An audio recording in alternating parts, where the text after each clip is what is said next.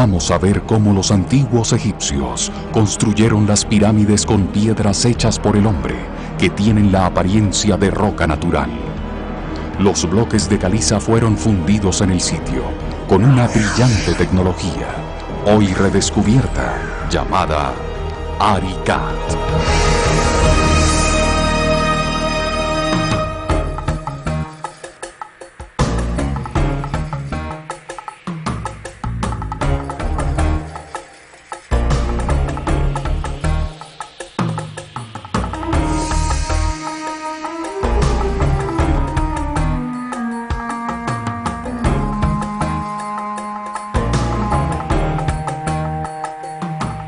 Mi nombre es Walter Broderick. Mis colegas y yo somos gente curiosa y nos gusta investigar los enigmas no resueltos de la historia. Actualmente estamos estudiando las técnicas empleadas en la construcción de las pirámides y eso nos trajo hasta aquí, a Saqqara, a unos 12 kilómetros de Cairo. Saqqara quiere decir el que abre y muestra el camino. Y el nombre es muy apropiado porque esta es la primera pirámide jamás construida en Egipto. La gran pirámide escalonada, construida hace 5000 años. ¿Cómo hicieron los egipcios antiguos para construir monumentos tan grandes? Es una buena pregunta, y hasta ahora nadie había encontrado una respuesta convincente. La mayoría de la gente cree que los egipcios no dejaron casi ningún registro de sus técnicas de construcción, lo cual no es del todo cierto. Existen algunos jeroglíficos que, correctamente descifrados, nos revelan el secreto de la construcción de las pirámides. Secreto que también se puede descubrir al examinar los bloques de piedra de las pirámides más antiguas.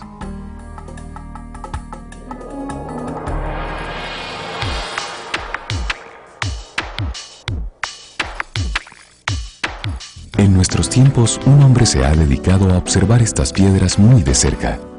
Joseph Davidovits, célebre geoquímico francés, realiza la mayoría de sus investigaciones científicas en su Instituto de Geopolímeros en Saint-Quentin, cerca a París.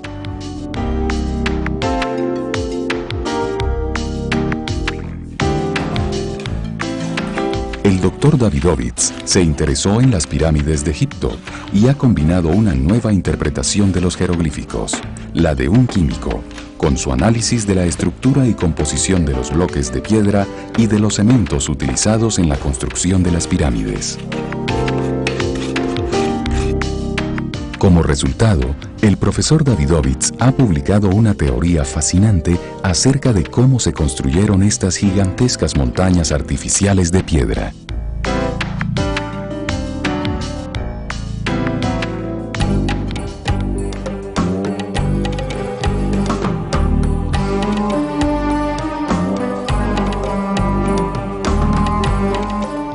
Los jeroglíficos de esta estela narran la historia, o mejor dicho, la autobiografía de un sacerdote, escultor y célebre artesano de nombre Irtisen, que vivió en el segundo milenio antes de Cristo. Irtisen afirma que posee una fórmula para moldear y reproducir cualquier objeto o estatua en un material que no puede ser consumido por el fuego ni diluido por el agua, y que solo revelará el secreto a su hijo mayor, y aún así, solo cuando el faraón mismo le conceda el permiso para hacerlo.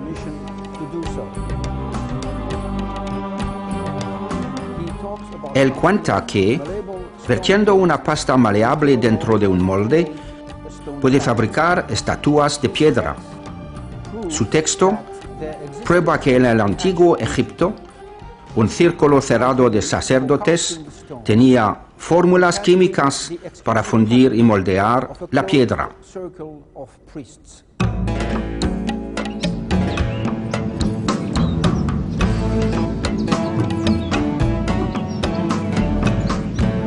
El doctor Davidovits encontró evidencia adicional para alimentar su sospecha de que los antiguos egipcios usaban una fórmula mineral para producir bloques artificiales que tenían toda la apariencia de piedra natural. Encontró esa evidencia aquí en la isla de Sehel, sobre el río Nilo, en esta gran roca conocida como la Estela de la Hambruna. Sus jeroglíficos contienen información que data del reinado del faraón Djoser, del tercer milenio antes de Cristo. El texto cuenta cómo el faraón Djoser aplacó al dios Num y puso fin a la gran hambruna. De ahí el nombre, la Estela de la Hambruna. Estos jeroglíficos también relatan las revelaciones de Imhotep, el sacerdote, gran científico, alquimista y arquitecto del faraón Djoser. Fue Imhotep quien diseñó y construyó la pirámide escalonada en Saqqara.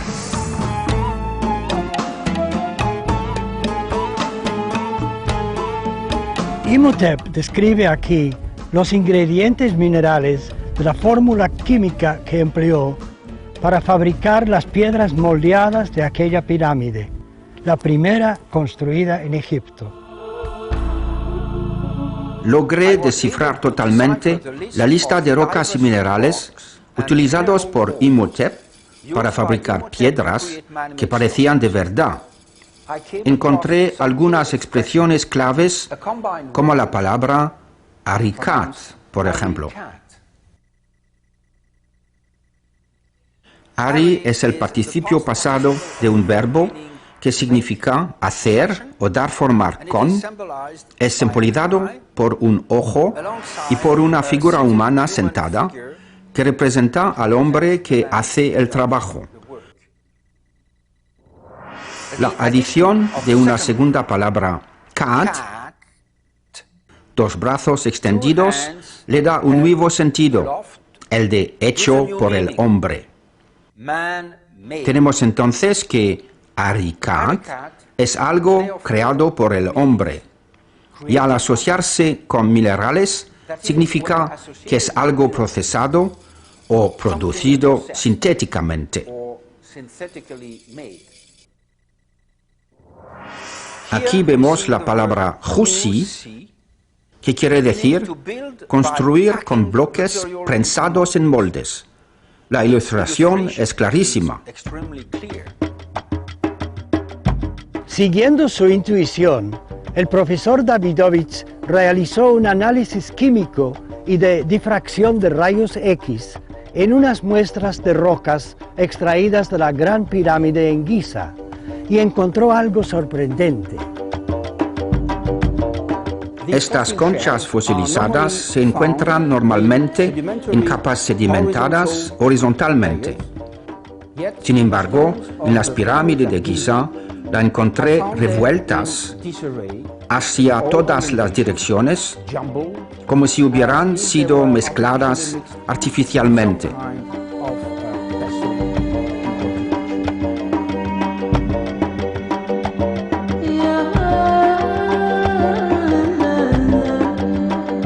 Otro fenómeno que observé en las piedras de las pirámides es la existencia de burbujas de aire, fibras orgánicas y tal vez pelos, materiales extraños que no se encuentran normalmente en la caliza natural. Esto podría probar que las piedras son hechas por el hombre. Basándome en la información encontrada en la Estela de la Hambruna y en mis propias investigaciones sobre cementos antiguos, pude reproducir en mi laboratorio un bloque de piedra moldeada idéntico a los utilizados para construir la primera pirámide. Utilicé los mismos ingredientes descritos por Imhotep.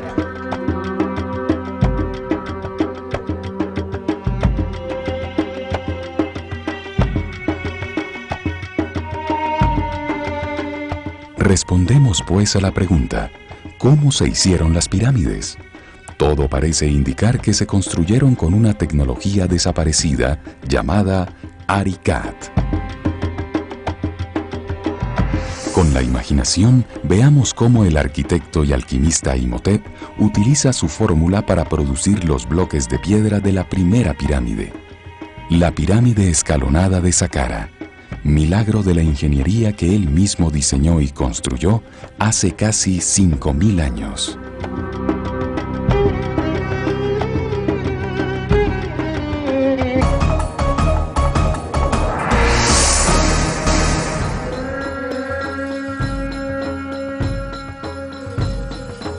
La asombrosa historia del alquimista que construyó una pirámide comenzó aquí en Saqqara, con la pirámide escalonada, que tiene 1 millón de toneladas de piedra. Fue levantada sobre la dura plataforma de caliza que se extiende desde aquí hasta Giza.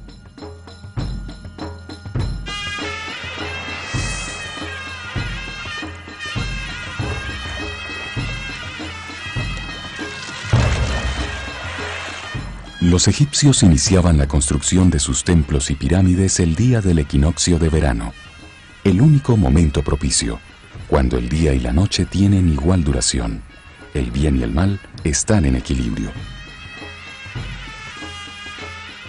A medianoche, el faraón Djoser, con Imhotep y otros sacerdotes, Seshat, la sacerdotisa de los libros sagrados, y una vasta multitud del pueblo egipcio se reunieron para participar en una ceremonia llamada Put Ser.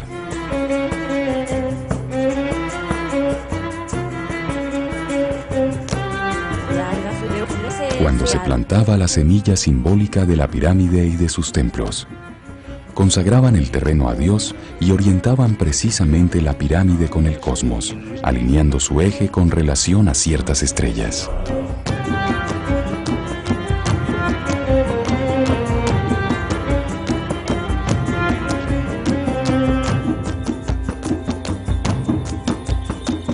Aquella noche, Djoser e Imhotep estiraron una cuerda entre 2 varas de oro que alinearon en dirección a la estrella polar.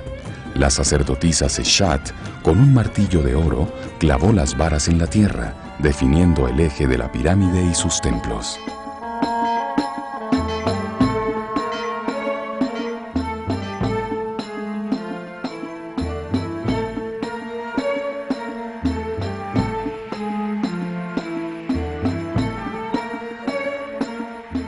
Determinaron el centro de la pirámide y enterraron un ladrillo de oro en cada una de las 4 esquinas de la gran muralla protectora que construirían a su alrededor.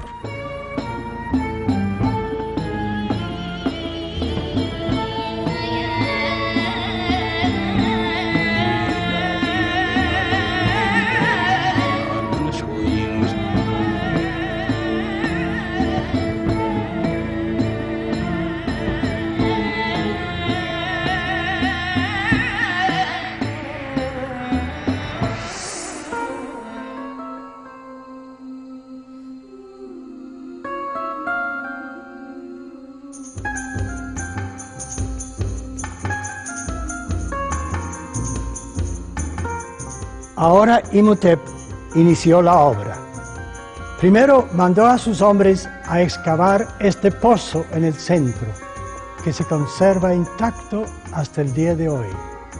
Tiene una profundidad de casi 30 metros, equivalente a un edificio subterráneo de 10 pisos. Pero no se detuvo allí. Bajo tierra, al nivel del fondo del pozo, perforó casi 4 kilómetros de roca, dando forma a un misterioso laberinto de corredores y cámaras.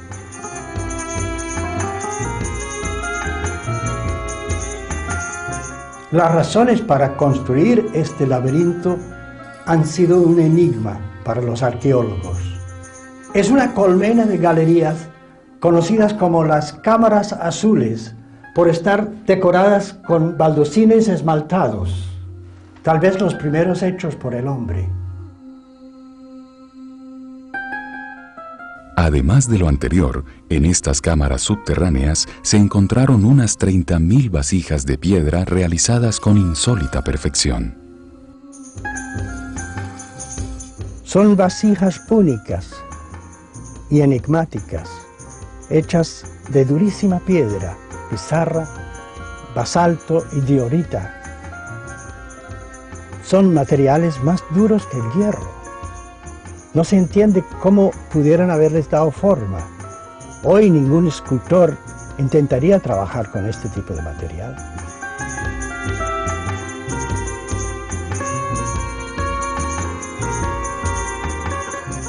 Los vasos encontrados bajo la pirámide de Saqqara no fueron tallados en piedra, fueron fundidos en moldes con piedra aglomerada.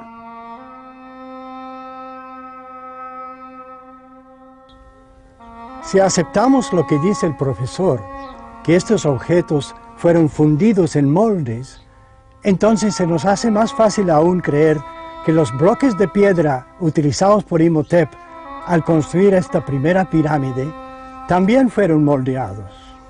De hecho, exhiben todas las características de haber sido producidos en serie y no esculpidos a mano individualmente.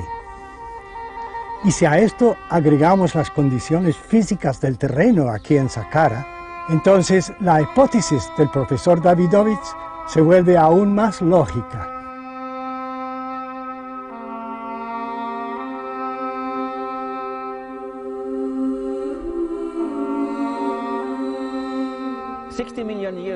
Hace 60 millones de años, casi todo Egipto estuvo sumergido bajo el mar. Los restos de organismos marinos, conchas, plantas y algas forman una greda que con el tiempo se condensó y solidificó en el fondo, formando la roca que llamamos caliza.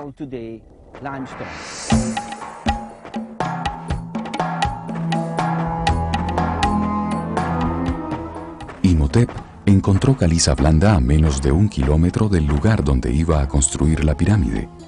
Tenía una plataforma fuerte para apoyar el enorme peso de la pirámide y gran cantidad de caliza blanda para moldear los bloques de piedra que necesitaba para construirla.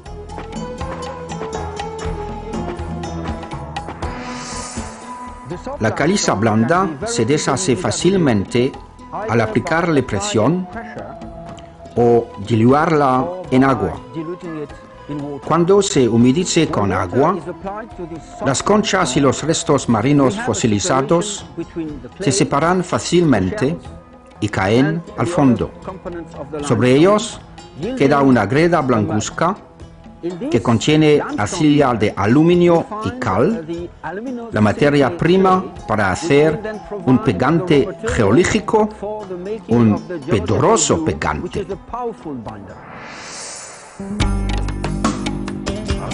Canales y estanques no muy profundos se excavaron en el estrato de caliza blanda sobre la ribera del Nilo. Esclusas de madera controlaban la entrada del agua. Estos estanques eran recipientes ideales para producir enormes cantidades de pasta arcillosa. Los hombres de Imhotep desagregaban la suave caliza en el fondo de los estanques, revolviéndola con el agua del Nilo. Inundaban los estanques, revolvían la arcilla del fondo y luego los dejaban secar. Al día siguiente los inundaban nuevamente, hasta que los fósiles, la cal y la greda se convertían en un barro arcilloso. Entonces le agregaban una sustancia llamada sal de natrón. La sal es una sustancia muy reactiva que petrifica, por lo que se utiliza para evitar la putrefacción de tejidos orgánicos. El agua salada es el elemento básico para la producción de soda cáustica.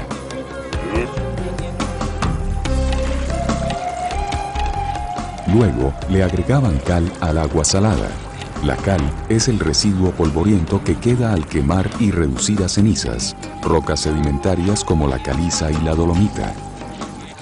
También agregaban más cal en la forma de ceniza y la leña que recogían las cocinas de todo Egipto.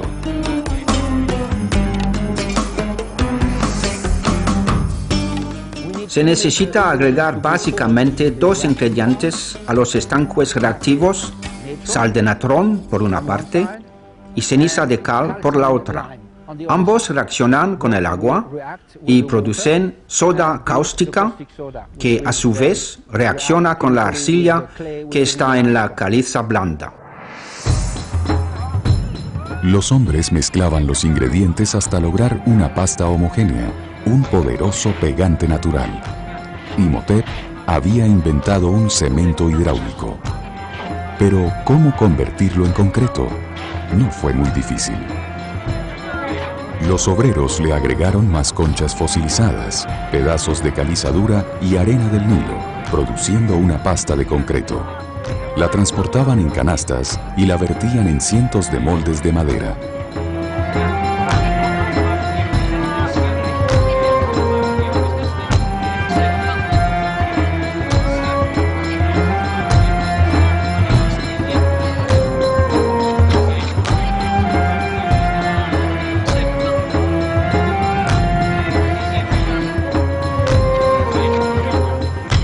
Imhotep utilizó 5 tamaños diferentes de moldes para producir miles de bloques modulares que se colocaban alternados en la pirámide. Esto evitaba la pesadilla de todo arquitecto, las juntas verticales, que tienden a ser los puntos débiles de toda estructura.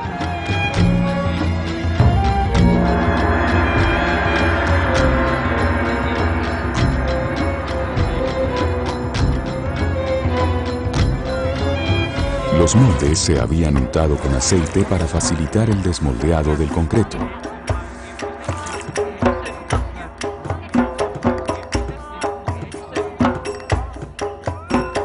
La mezcla era compactada dentro de los moldes, tal como se hace en la fabricación de tapias pisadas en barro. Así producían una densa roca caliza reaglomerada, que dejaban secar en la sombra para evitar que el fuerte sol las agrietara.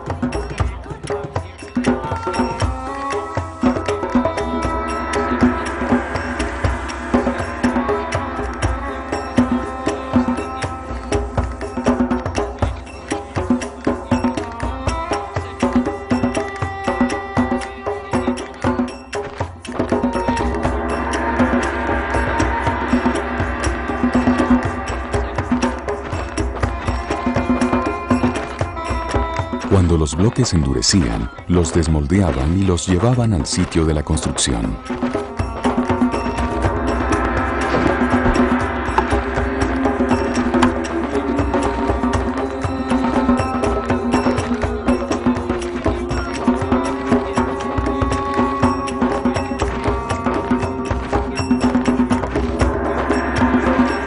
La magnífica pirámide escalonada no solo fue la primera, sino la única hecha con pequeños bloques modulares que pesaban aproximadamente 60 kilos cada uno, fáciles de cargar entre 2 hombres.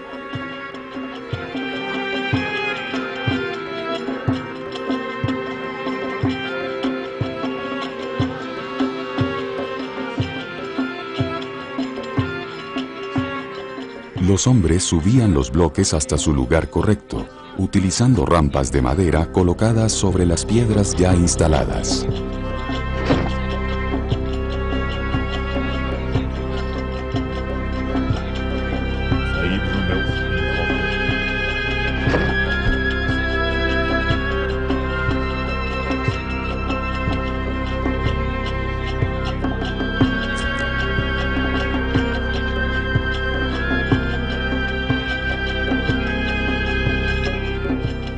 Imhotep construyó la pirámide en 2 etapas.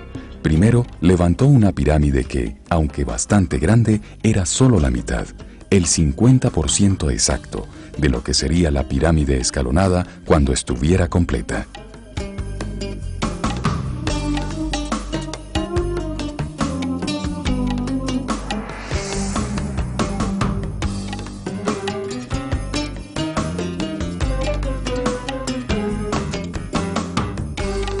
¿Por qué construyó la pirámide en 2 etapas? No lo sabemos, pero una vez terminada, este profundo pozo excavado inicialmente se encontró exactamente en el centro. Esto no sucedió por casualidad. es evidente que Imhotep planeó su desarrollo de principio a fin desde el primer momento y lo llevó a cabo con la precisión de un experto.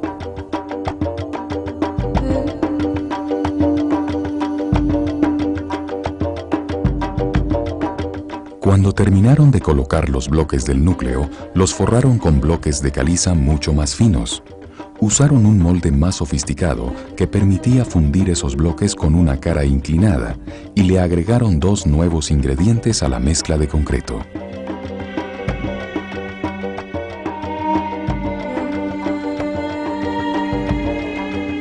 Los minerales azules, turquesa y crisocola fueron traídos desde lejanas canteras en el Sinaí.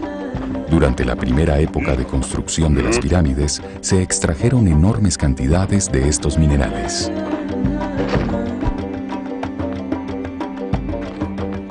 Daban la apariencia de un granito muy pulido. La pirámide, con sus 60 metros de altura, se veía desde muy lejos, brillando como un faro con la luz reflejada del sol. Ahora, empleando 250.000 toneladas de finos bloques de roca caliza, Imhotep mandó construir este muro para encerrar el área total. Tiene 10 metros de alto y un diseño exquisito. La construcción del muro habría sido más difícil que la pirámide misma, por su elegante diseño con ranuras verticales, una inspiración para los arquitectos de épocas posteriores.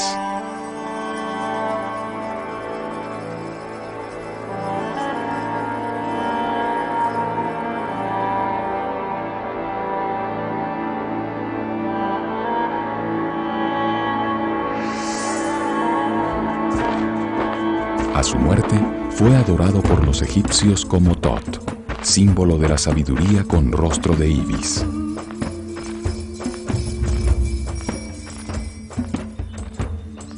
Los gnósticos lo llamaron Hermes Trismegistus, el 3 veces grande, origen y fundamento de sus conocimientos esotéricos. Sin embargo, su logro más tangible y duradero fue como alquimista, cuando inventó los bloques de piedra moldeada de esta pirámide escalonada. Imhotep no solo realizó un gran homenaje al dios Nun, sino que le aseguró a su faraón, el rey Djoser, eterna fama y gloria.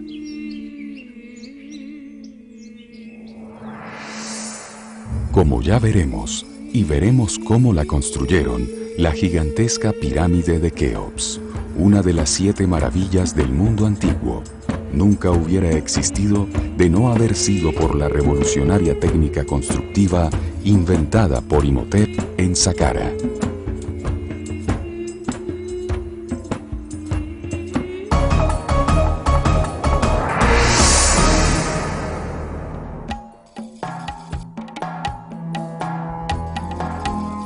Después de la muerte del faraón Djoser, su sucesor Sekhemkhet inició la construcción de otra pirámide escalonada, con bloques ligeramente más grandes, no muy lejos de la pirámide original.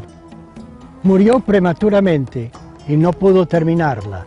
Los bloques fueron retirados después para ser utilizados en otras construcciones. Los sacerdotes siguieron experimentando con la fórmula de Imhotep para lograr un endurecimiento más rápido que permitiera fundir piedras más grandes, de mayor calidad y con menos trabajo.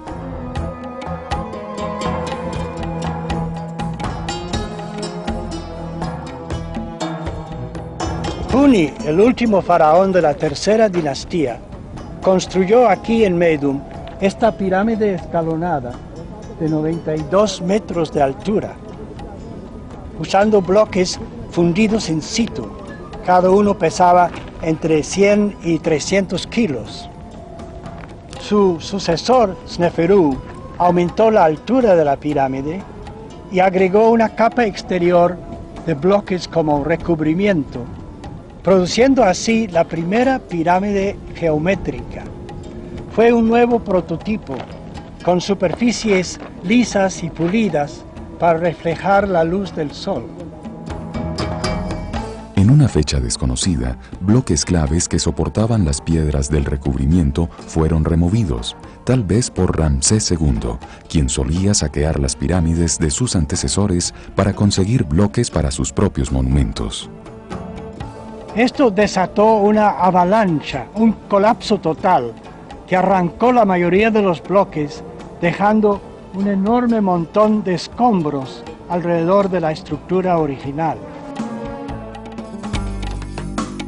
El faraón Sneferú, el mayor constructor en la historia de Egipto, también construyó aquí en Dashur, unos 50 kilómetros al norte de Medum, dos gigantescas pirámides durante los 24 años de su reinado: la pirámide roja y la llamada pirámide inclinada.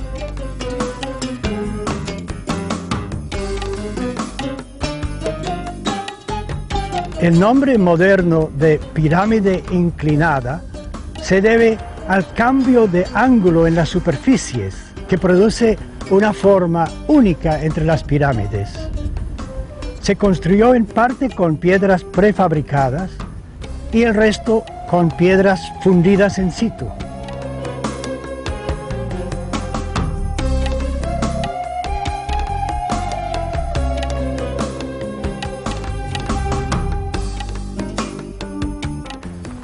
La pirámide roja deriva su nombre del color de sus bloques, resultado de experimentos con la fórmula de Imhotep. Tiene 103 metros de altura y sus dimensiones la convierten en la primera estructura verdaderamente colosal. Tiene bloques de hasta 1 metro de altura muy pesados, lo cual sugiere que fueron fundidos en el sitio.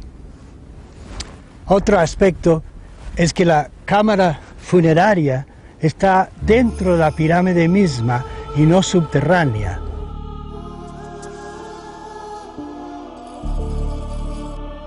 Los sacerdotes perfeccionaron la fórmula de Imhotep. Encontraron que al agregar bórax, el concreto de caliza se endurecía más lentamente. Esta lentitud en el fraguado permitía fundir bloques muy grandes como este durante 3 días consecutivos.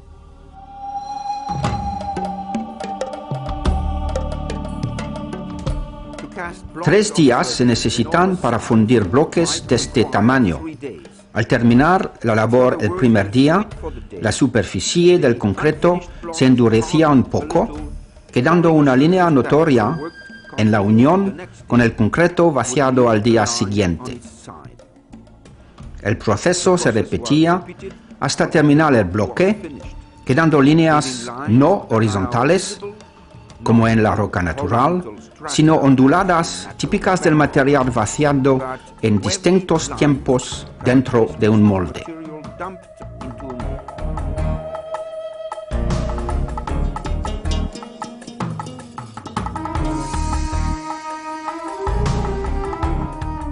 El hijo de Sneferú fue Keops, también conocido como Khufu, quien reinó 23 años y construyó la 8ª pirámide en orden cronológico. La Gran Pirámide en Giza, una montaña artificial de 145 metros de altura, equivalente a un edificio de 60 pisos.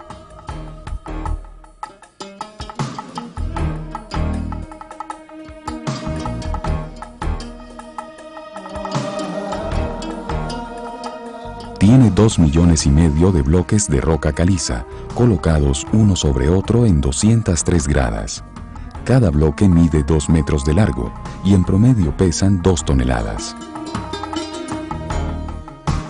Los bloques en la base de la pirámide pesan 6 toneladas y van disminuyendo gradualmente hasta 2 toneladas a medida que la pirámide asciende.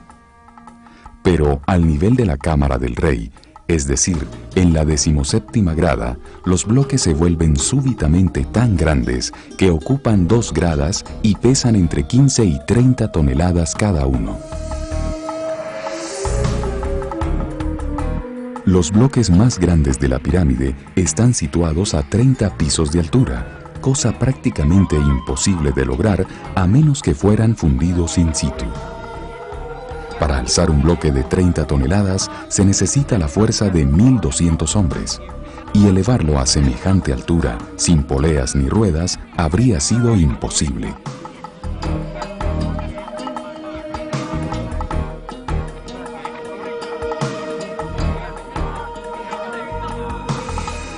La rueda solo se introdujo en Egipto 7 siglos más tarde. Así que, si aceptamos la teoría de la mayoría de los egiptólogos de que las piedras fueron talladas y luego jaladas sobre trineos hasta su lugar, la única opción para lograrlo sería utilizando una rampa de más de 1 kilómetro de larga que pudiera soportar enormes pesos.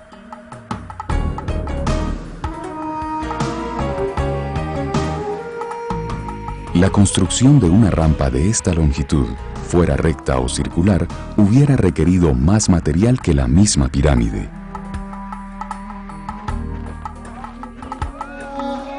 La alternativa racional sería cargar el concreto en canastas desde los canales donde se mezclaba. A medida que la obra progresaba, los constructores podrían emplear las gradas ya armadas para subir y llevar la mezcla hasta los moldes de madera.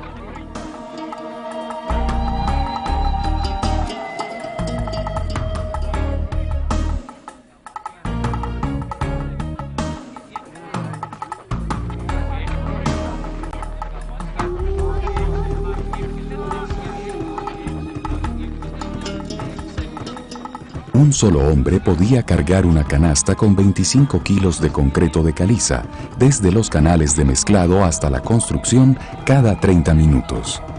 En un día subía material suficiente para fundir un bloque de 4 a 6 toneladas.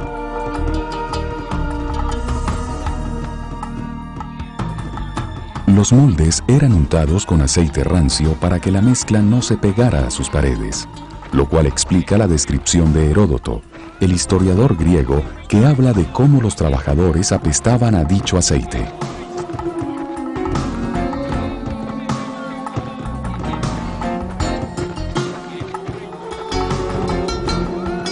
Los obreros apisonaban el concreto con un pisón de madera, apretando el material contra los bloques vecinos previamente fundidos, logrando un ajuste perfecto, algo no explicado por otras teorías.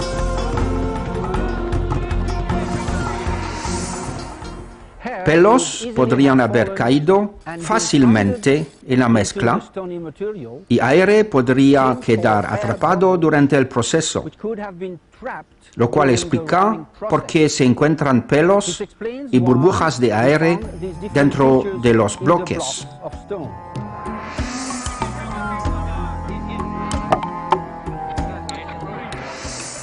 Una reacción geoquímica endurecía la mezcla hasta formar bloques muy resistentes.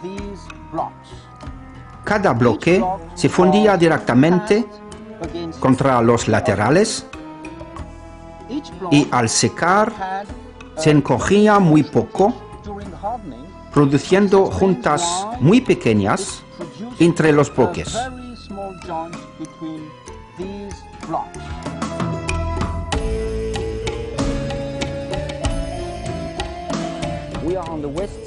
Estos bloques en el lado occidental de la pirámide de Keops estuvieron sepultados y protegidos del clima bajo la arena por miles de años, siendo destapados hace solo unos 70 años.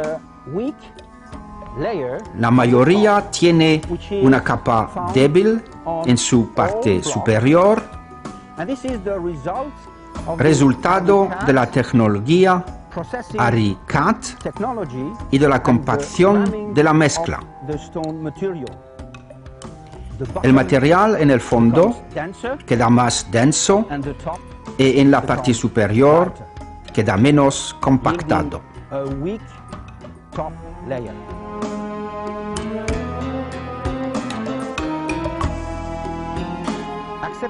Si aceptamos que los bloques fueron fundidos in situ, la logística de la construcción se simplifica enormemente. En vez de 200.000 obreros, solo se requerían unos 4.000 para construir el monumento en el mismo lapso de tiempo. Una vez terminada la estructura, recubrieron sus superficies con unas 144.000 losas de piedra con el ángulo necesario para darle la inclinación a la pirámide. Cada losa pesaba alrededor de 4 toneladas y fue hecha de una caliza tan fina y lisa que parecía granito pulido.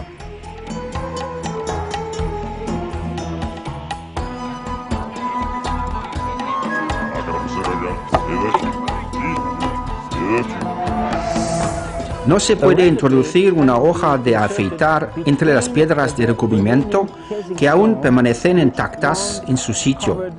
Piedras que, originalmente, cubrían toda la superficie. Las que permanecen estaban enterradas bajo la arena y así escaparon de ser removidas durante la Edad Media. El trabajo se concluyó con éxito. Pero, ¿qué es lo que se encuentra dentro de esta gigantesca pirámide? Nada menos que otra prueba, por si otra prueba fuera necesaria, de que las piedras habrían sido fabricadas de manera artificial.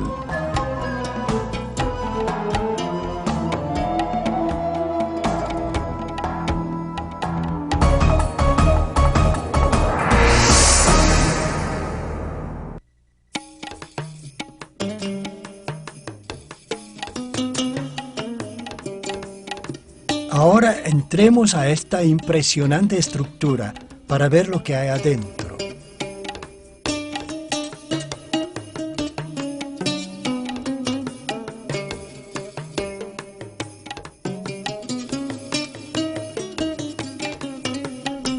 Este túnel de entrada, tan estrecho e inclinado, no parece el sitio más apropiado para un cortejo fúnebre, lo cual parece indicar que la pirámide no fue diseñada como lugar de sepultura. Siquiera instalaron el pasamanos.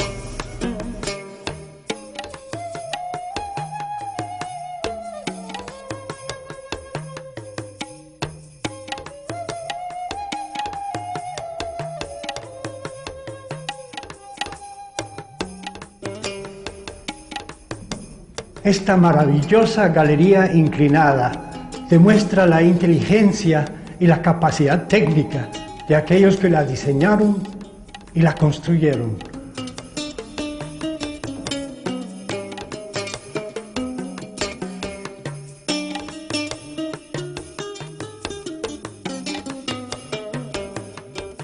Nos encontramos ahora muy alto dentro de la pirámide. Y acabamos de entrar en la que se conoce como la Cámara del Rey, en el corazón mismo de la estructura. El techo está formado por 9 inmensos bloques de granito.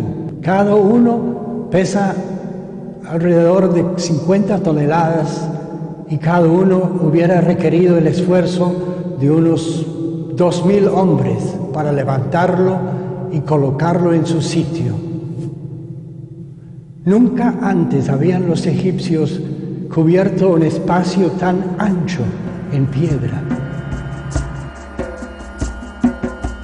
Y créalo o no, encima de estos inmensos bloques hay otros 5 niveles de bloques similares, unas 2.000 toneladas de piedra, presumiblemente diseñado para aliviar la presión y también para sostener el inmenso peso de 4 millones de toneladas de bloques de roca caliza que descansan sobre esta cámara. ¿Usted cree realmente que estas piedras tan increíblemente grandes y pesadas fueron talladas afuera y luego jaladas hasta aquí, a la altura de un edificio de 30 pisos, sin poleas y sin ruedas, y luego colocadas una contra la otra, de tal manera que ni siquiera una simple carta de naipe cabe entre ellas? Imposible creerlo. En vez de usar 2000 hombres para jalar uno de estos bloques de piedra, ¿no habría sido más lógico subir los ingredientes en canastas y moldear las piedras en su sitio, usando la tecnología Arikat que los sacerdotes egipcios ya habían descubierto? En cuanto a este gran sarcófago, fue fabricado de un solo bloque de granito rojo. Para comenzar, es bastante más ancho que la puerta de entrada a esta cámara y no cabe en los túneles que conducen a este lugar. Además, para tallar y vaciar el interior del sarcófago, aún hoy en día, según los expertos, se necesitaría un taladro ultrasónico con puntos de diamante girando a 22.000 revoluciones por segundo.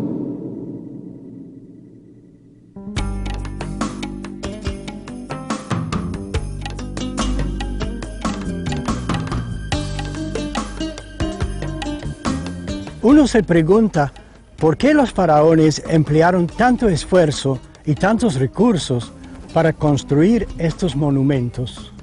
¿Para qué servían? Nadie lo sabe. Claro que hay mucha especulación. La mayoría de los académicos creen que eran unas inmensas tumbas, pero nadie jamás ha encontrado una momia dentro de una pirámide, de modo que esa explicación parece bastante dudosa. Para resumir entonces, no sabemos para qué eran las pirámides, pero gracias al doctor Davidovich, ahora sí tenemos una mejor idea sobre cómo fueron construidas.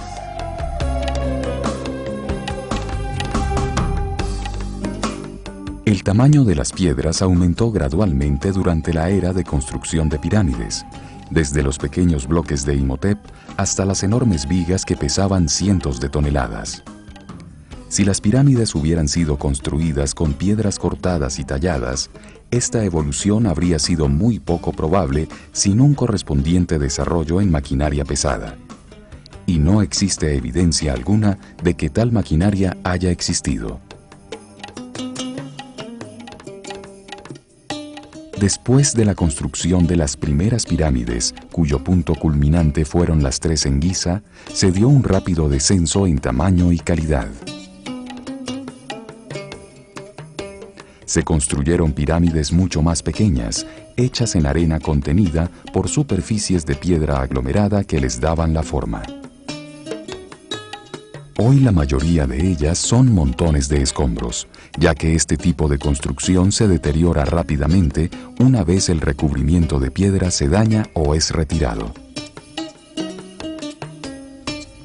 ¿Cómo explicar que Egipto, un país próspero y con tanto conocimiento acumulado, haya sufrido tal decadencia constructiva? Bueno, una explicación sería que construir sus gigantescas pirámides, los faraones Seneferu, Keops y Kefren explotaron excesivamente las minas en el Sinai hasta que se agotaron. 100.000 toneladas de un ingrediente esencial, los minerales azules, turquesa y crisocola, fueron extraídas. Material suficiente para producir 1 millón de toneladas de cemento y los 10 millones de toneladas de concreto de caliza utilizados en las piedras de alta calidad en las principales pirámides.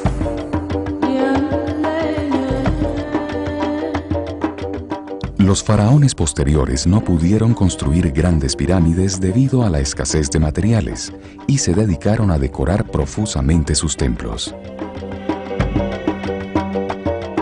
Algunos faraones llegaron a saquear las pirámides de sus antecesores, extrayendo los bloques para utilizarlos en sus propios monumentos. El surgimiento de la metalurgia permitió el reemplazo gradual de la tecnología alquimista para la fabricación de piedras. El bronce, una amalgama de cobre y estaño, se introdujo en Egipto, permitiendo la fabricación de instrumentos duros para cortar piedra. Los monumentos posteriores se construyeron con bloques de una roca muy blanda. Una piedra arenisca, utilizada para hacer las estatuas de los reyes, lo mismo que columnas, muros y los relieves en los templos. Las fórmulas alquimistas eran guardadas en secreto por un pequeño grupo de sacerdotes, lo cual explica que se perdieran fácilmente durante los periodos de guerra interna e invasiones que desgarraron Egipto. En todo caso, la tecnología Aricat se perdió. Habiendo analizado el asunto de la mejor manera posible, nuestro equipo de investigadores ha llegado a la conclusión de que el profesor Davidovich probablemente tiene la razón. Claro que su explicación sobre cómo se hicieron las pirámides puede llevar a la necesidad de reescribir unas cuantas páginas de la historia, lo cual explica tal vez por qué ha sido rechazada en general por los egiptólogos tradicionales. Pero no nos debemos desanimar. Como dijo alguna vez el filósofo Schopenhauer, en la revelación de cualquier verdad siempre hay 3 etapas. Primero, se ridiculiza, luego se resiste y finalmente se reconoce como cosa evidente.